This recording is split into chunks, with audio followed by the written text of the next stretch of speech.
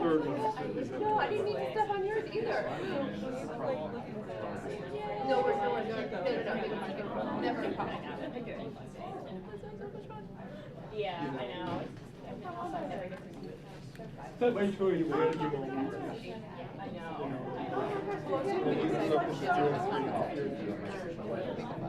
I'm one of three. It's one of three. My wife thinks everybody does what everybody does what they are part of. Everybody have that same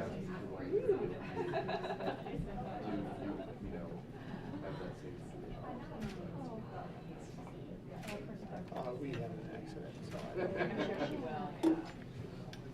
What a circus that was when she brought it up. Oh my God. Yeah. Her. It's her. we got the first one. No, soon after you decide. Yeah. Second. Oh, okay. Yeah. It just happens. Doesn't happen. It doesn't work that way, particularly as you get older. Correct. So we went to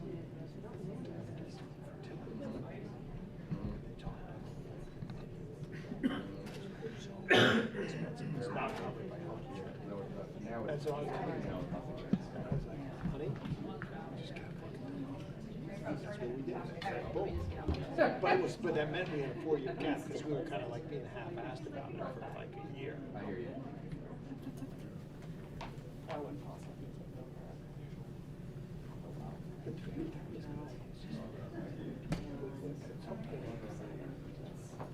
Dude, I have a lot. My wife was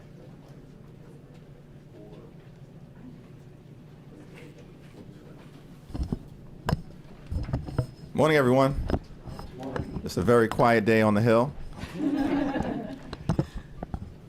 Once again, the Republicans have shown their true colors.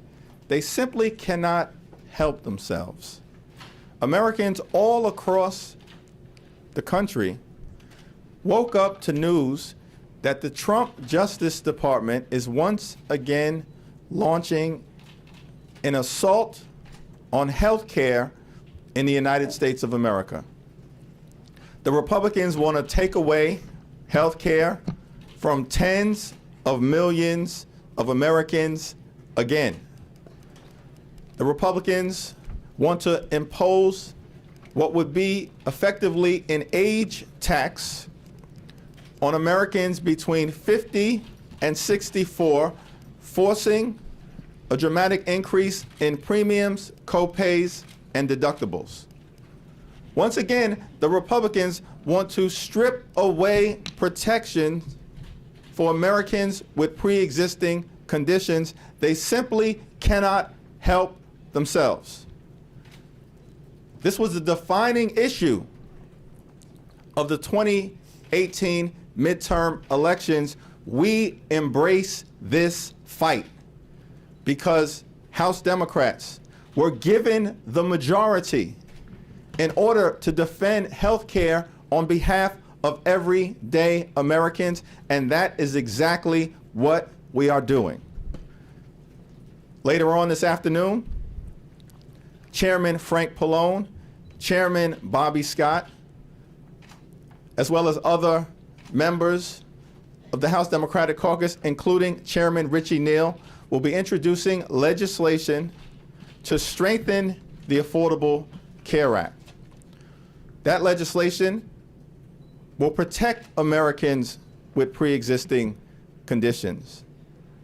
Our legislation will expand access to health care coverage, while at the same time, the Trump Justice Department files reckless legal papers to try and destroy health care for tens of millions of Americans. You can't make this up.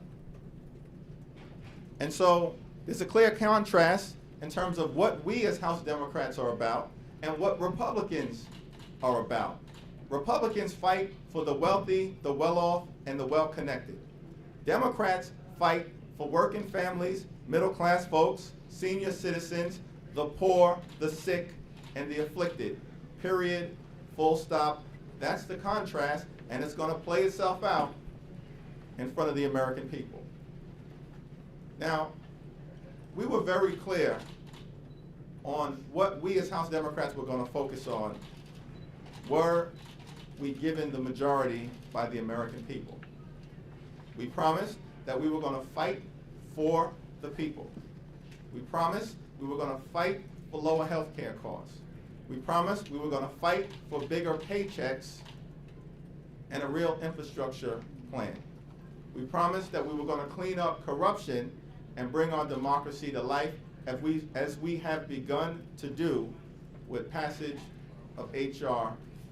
1. Promises made, promises kept. And in connection with our fight for bigger paychecks for all Americans, let me now yield to the distinguished Vice Chair of the House Democratic Caucus, my friend from the Commonwealth of Massachusetts, Kathrine Clark.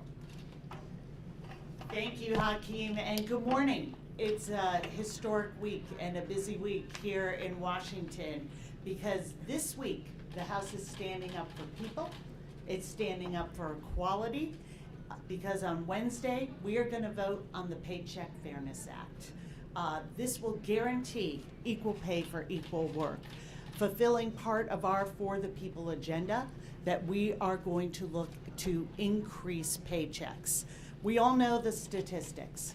Women who work full-time year-round are paid on average 80 cents for every dollar paid to men for the same work, and those statistics get worse for women of color. The Paycheck Fairness Act is going to help close this gap by taking multiple steps.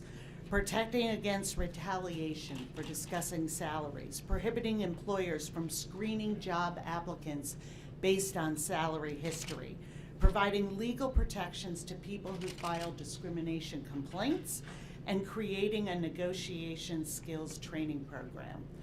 Because with equality comes economic opportunity, and by passing this bill, we are putting the nearly $500,000 that women lose over the course of their careers to wage discrimination back in their pockets. That's $900 billion infused into our economy every single year, uplifting American families and going directly towards education, a home, or a retirement. We cannot say that we value women without enacting legal protections that prevent structural inequalities and without recognizing the vital role that women play in enriching our economy. So we are excited at this historic vote. It is the first time in almost 60 years that we are going to be stressing pay equality. It is part of the For the People agenda the Democrats promised and are delivering on. And with that, we'll open it to questions. Thank you very much. Any questions?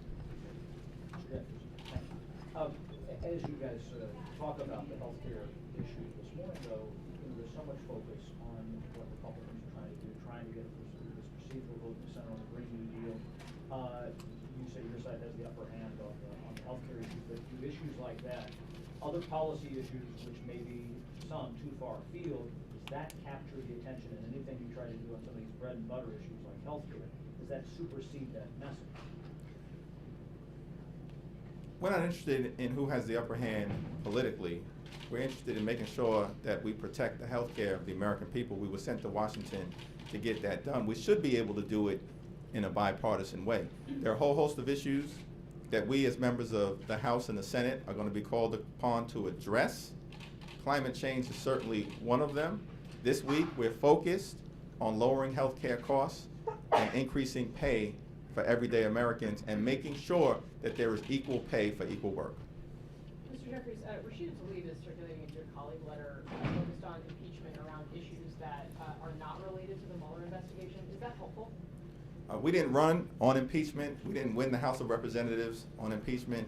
We're not focused on impeachment. What is clear is that the overwhelming majority of the House Democratic Caucus want to drive our For the People agenda, which is why we're going to vote out of the House of Representatives this week the Paycheck Fairness Act, introduce legislation to strengthen the Affordable Care Act, continue to work on lowering the high cost of life-saving prescription drugs, and at some point enact a real infrastructure plan, not the fake one that Donald Trump introduced. The vote today to override the president's veto on the emergency declaration resolution, is that the end of the road for this fight if you guys don't have sufficient support to override it? We'll see what happens in terms of the vote today. Certainly, everyone that cares about the United States Constitution, as many of my Republican colleagues profess to do, should be alarmed at this presidential overreach. This is not a dictatorship, it's a democracy. Congress is a separate and co-equal branch of government. Pursuant to Article 1 of the Constitution, we have the power of the purse. And that prerogative has been invaded by Donald Trump. And that's why we're hopeful that we can override this veto in a bipartisan fashion. Should Democrats release a full 10-year budget proposal? And if so, would you expect it to raise revenue? Well, I'm going to leave that decision to Chairman John Yarmuth. He's in discussions right now with members of the Budget Committee, leadership, as well as the House Democratic Caucus. We want to figure out how we can move forward and find common ground. But here's what we're not going to do.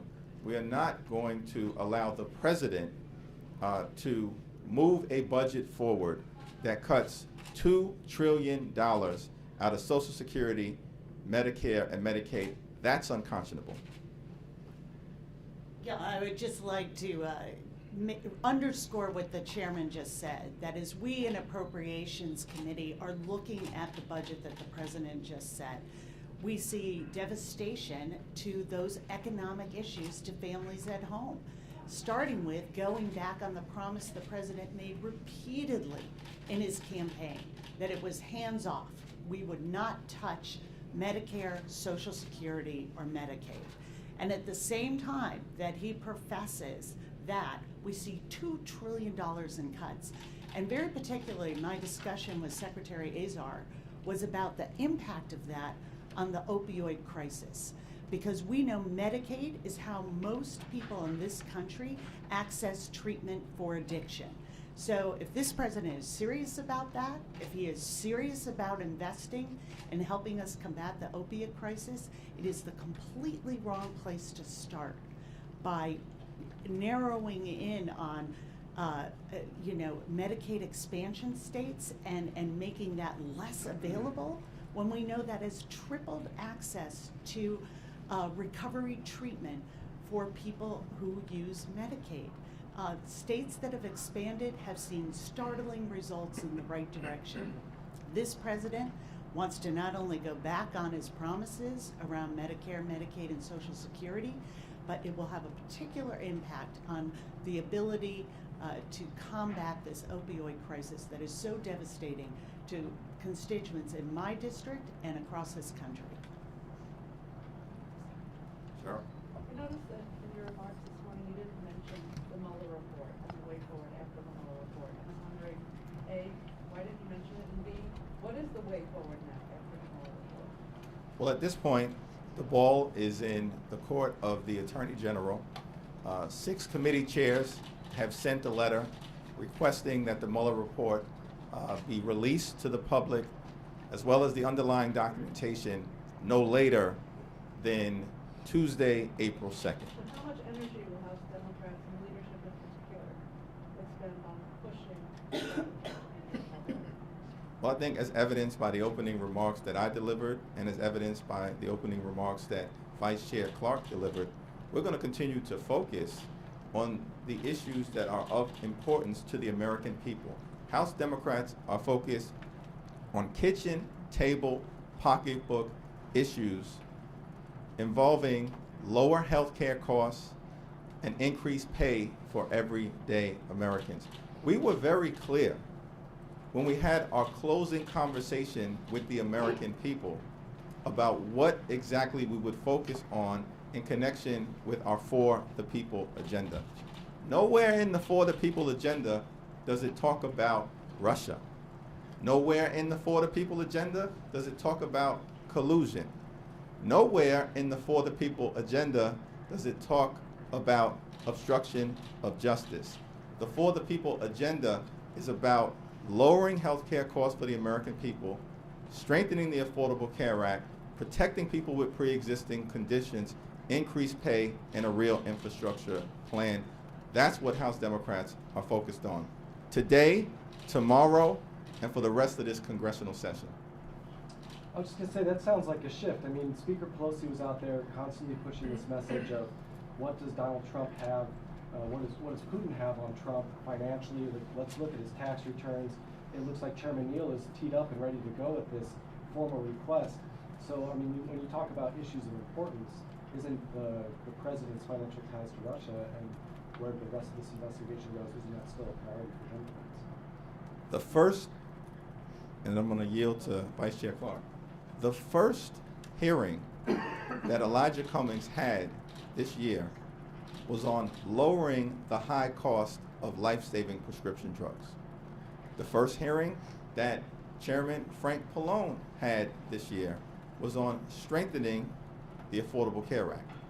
The first hearing that Chairman Richie Neal had this year was on protecting people with pre-existing conditions. In fact, Nancy Pelosi, several weeks ago, was very clear, indicating she ain't interested in this impeachment thing. And did House Democrats agree with her or disagree? House Democrats agreed with her perspective. That was before we knew what was or was not in the Mueller investigation. So we've been entirely consistent. Oh, sorry, Kathrine Clark. I just want, the word you use, shift.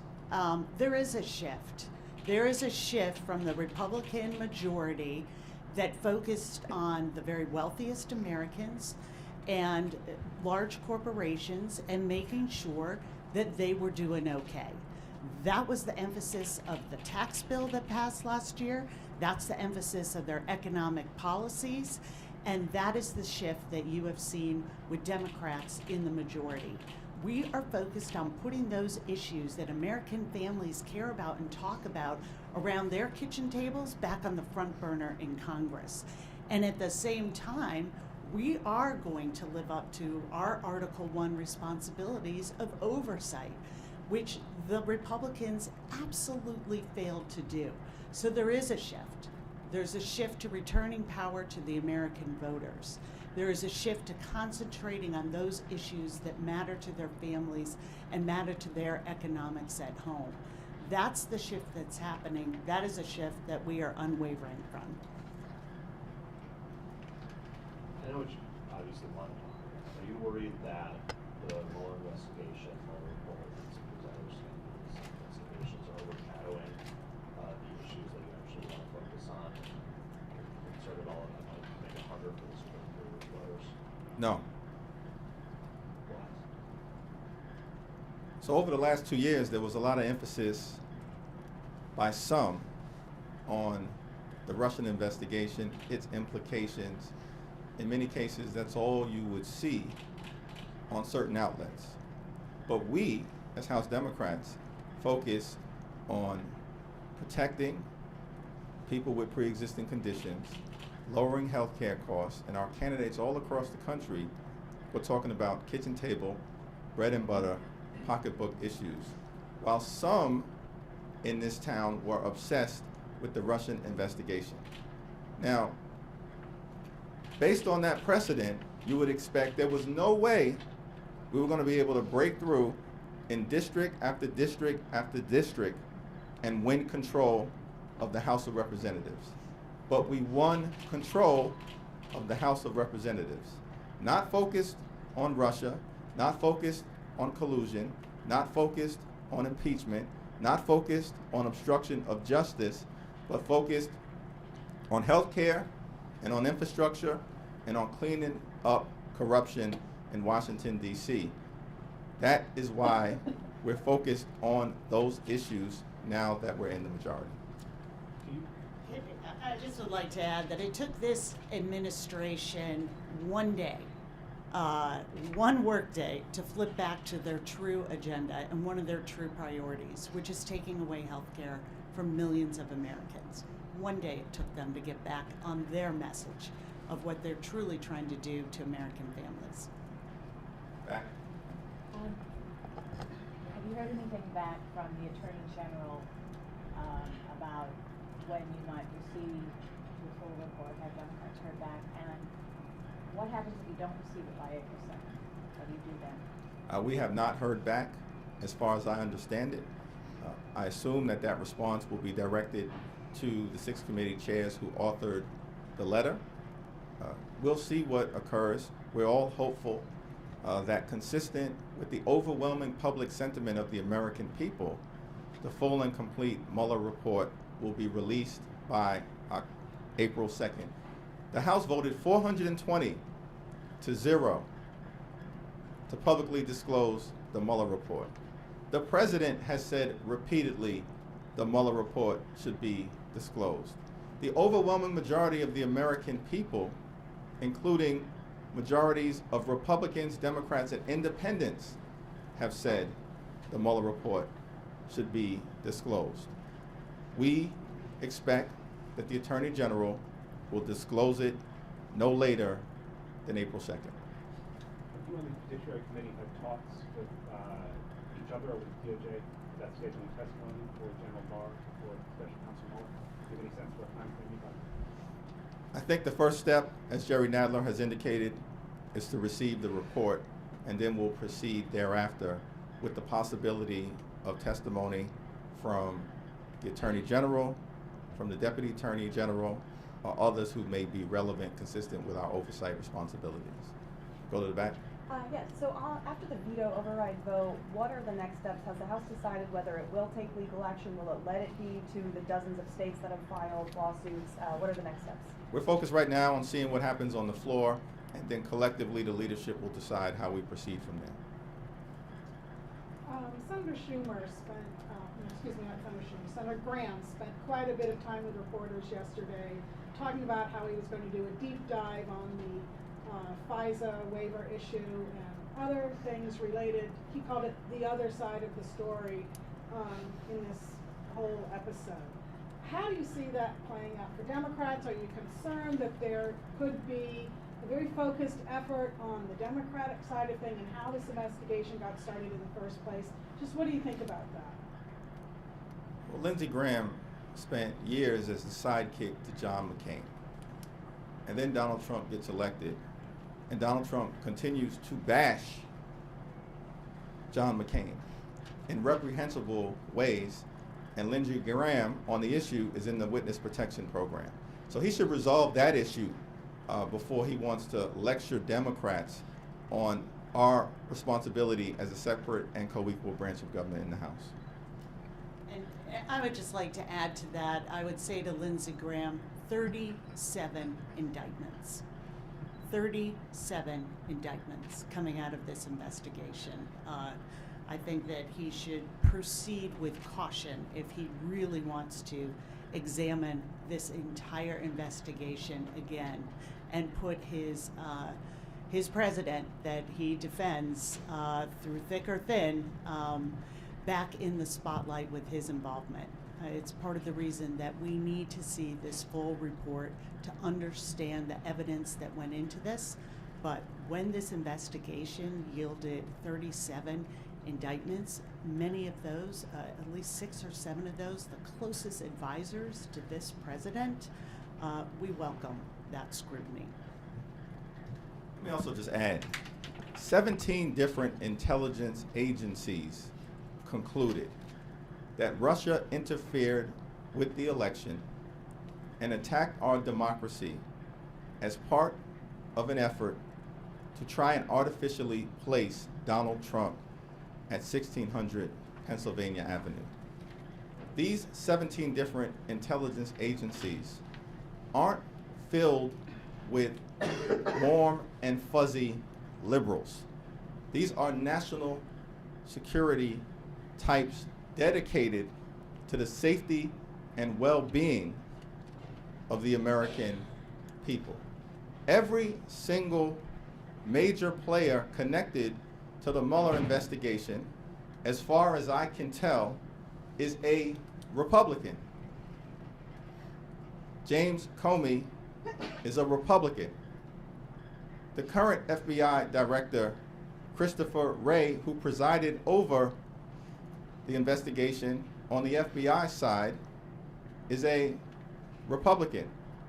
Rod Rosenstein, the Deputy Attorney General who appointed the special counsel, is a Republican. Bob Mueller, who presided over the investigation into Russia's interference with the election, is a Republican. Was this a vast right-wing Republican conspiracy? That perhaps is the question that Lindsey Graham should spend his time addressing. Last question.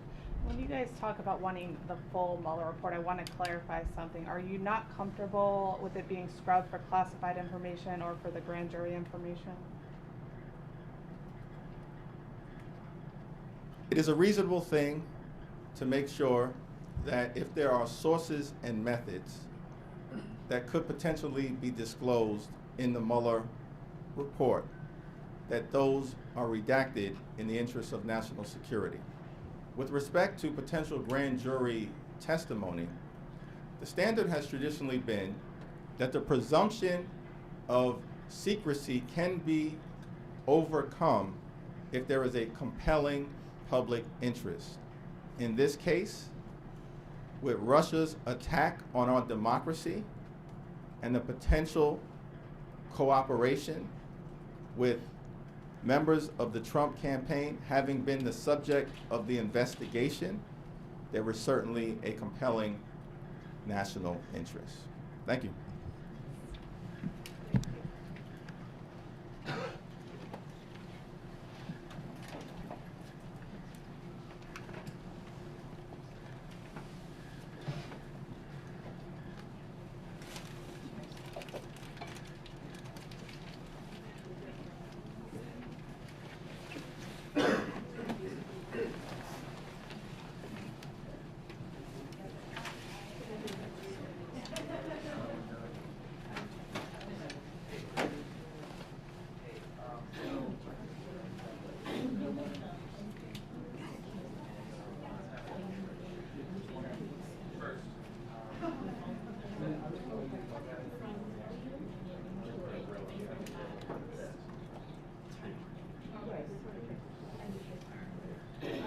Well, it works, it's just. Sorry.